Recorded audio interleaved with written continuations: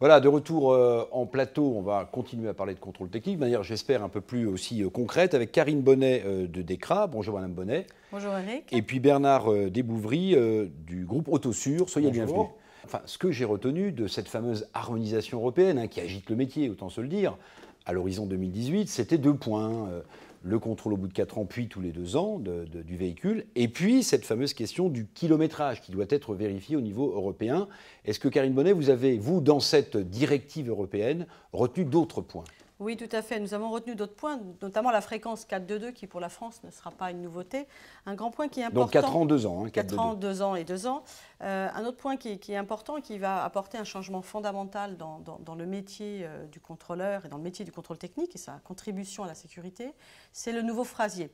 Le nouveau phrasier, c'est effectivement la liste des défauts constatés par le contrôleur. Voilà, pour les non-spécialistes, c'est ça, la liste des défauts, le fameux phrasier. Tout à fait, la liste des défauts constatés par le contrôleur qui va être enrichie, beaucoup plus détaillée, beaucoup plus complexe et qui va donc engager encore davantage la responsabilité du contrôle et du contrôleur, l'amenant aussi à avoir un niveau de compétence un peu plus élevé puisque dans les niveaux de criticité du défaut constaté, on pourra aller jusqu'à l'interdiction de circuler du véhicule, comme ça l'est fait aujourd'hui dans le contrôle technique du poids lourd. Alors Karine Bonnet, je vais revenir vers vous pour vous parler aussi de formation, parce que les deux sont liés. S'il y a un meilleur niveau du contrôleur, il faut que la formation aille dans cette même direction. Puis on parlera aussi de l'image, comment elle a évolué l'image du contrôle technique en France. Bernard Desbouvry, comment se porte le contrôle technique dans notre pays ? Je dirais que le contrôle technique se porte pas trop mal. Alors c'est un peu une réponse de Normand, puisque à court terme, le marché actuel du contrôle technique est plutôt positif. On a connu des années de croissance ces dernières années, et même en début 2016, le marché continue à croître. Donc au niveau du volume d'activité, c'est plutôt satisfaisant. En revanche, la profession est confrontée à des graves défis économiques, puisqu'elle a beaucoup d'investissements à faire, actuellement avec l'OTC LAN et d'autres investissements à venir avec les grands défis technologiques qui arrivent. Et en plus, il y a une concurrence exacerbée sur les prix et sur les prestations. Ça, ce sont les principales difficultés que vous voyez pour le contrôle technique dans les années qui viennent. Tout à fait. En fait, il y a un peu un effet de ciseau, c'est-à-dire des coûts qui augmentent et des revenus qui stagnent, voire baissent. Et donc, c'est cette difficulté que l'on doit aider à résoudre. En matière de formation, Karine Bonnet, vous le disiez tout à l'heure, c'est un point qui va être extrêmement important parce que cette harmonisation européenne va renforcer la technicité, va renforcer l'obligation pour le contrôleur d'être au niveau, et on ne parle pas d'huile là, mais bien du niveau du contrôleur. Qu'est-ce que la formation va gagner dans les années qui viennent en matière de contrôle technique ?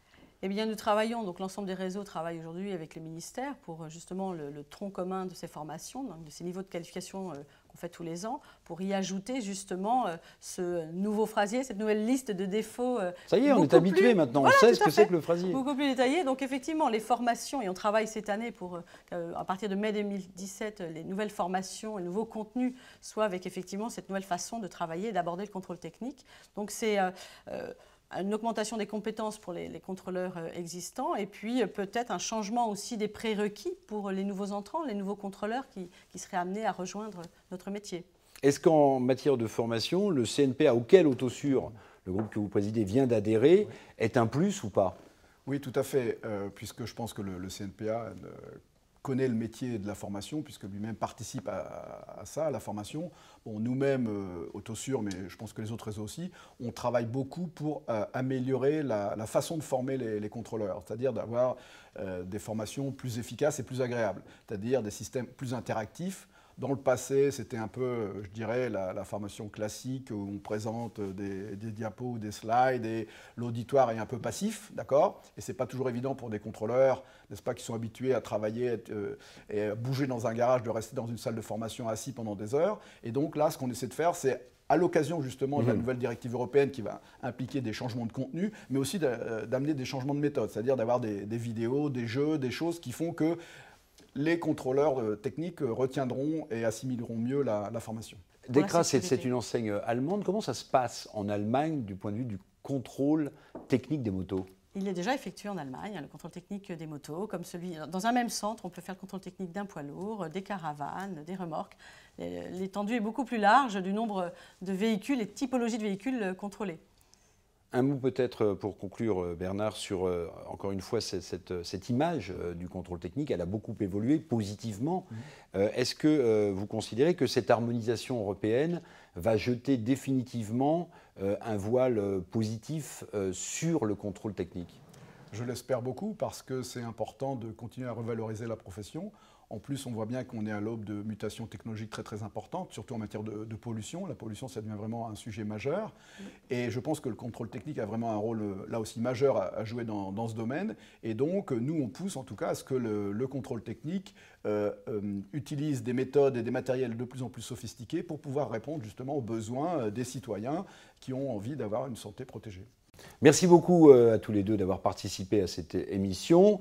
Fin de cette 3e émission sur la Web TV du CNPA. Très bientôt pour de nouvelles aventures. Au revoir.